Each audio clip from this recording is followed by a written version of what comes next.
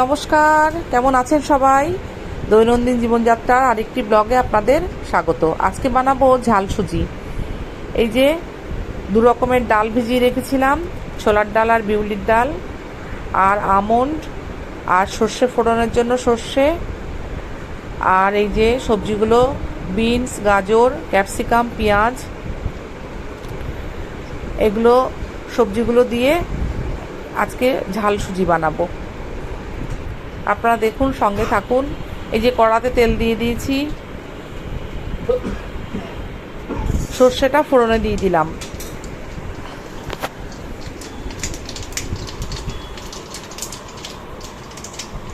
এবার দিয়ে দেবো পেঁয়াজ কুচি। পেঁয়াজ কুচিটা একটু ভাজা ভাজা হবে। তারপরে দিয়ে দিলাম এই দু ধরনের ডাল। কারি পাতা দিলেও হয়, কিন্তু আমার কাছে কারি পাতা ছিল না, সেই জন্যে কারি পাতাটা দিইনি। কাঁচা লঙ্কাগুলো ধুয়ে রেখেছি, দিয়ে দেবো পরে। এবারে দিয়ে দিলাম সবজিগুলো, বিনস আর গাজর। খুব ছোটো ছোটো করে কেটেছি, তাড়াতাড়ি সিদ্ধ হয়ে যাবে। এবারে দিয়ে দেবো স্বাদ মতো নুন।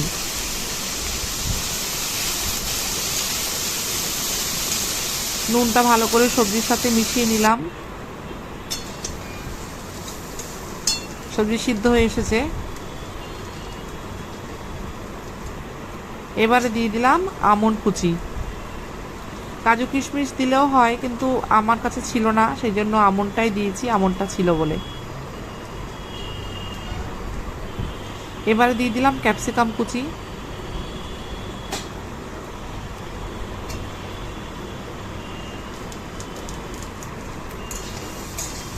খুব ভালো করে সবজিগুলো ফোড়নের সাথে, বাদামের সাথে মিশিয়ে নিলাম। এবারে দিয়ে দেবো চেরা কাঁচা লঙ্কা। একটু হলুদ দিয়ে দিলাম, তাহলে সুজিটা দেখতে ভালো লাগবে, একটু হলুদ কালারটা আসবে সুজিতে। এটা অপশনাল, না দিলেও হয়। এবারে শুকনো খোলায় ভেজে রাখা সুজিগুলো ঢেলে দিলাম।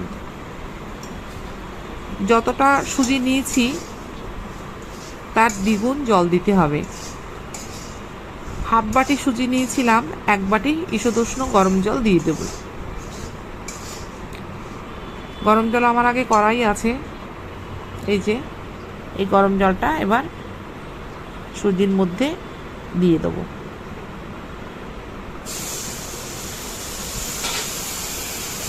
এবার খুব ভালো করে জলের সাথে সুজিটা, সবজিগুলো সব মেশাতে হবে।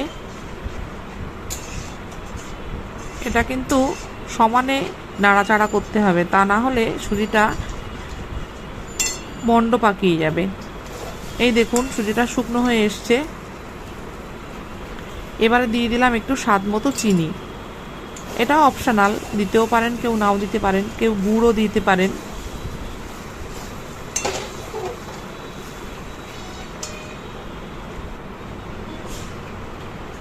এবারে দিয়ে দেবো অল্প একটু ঘি।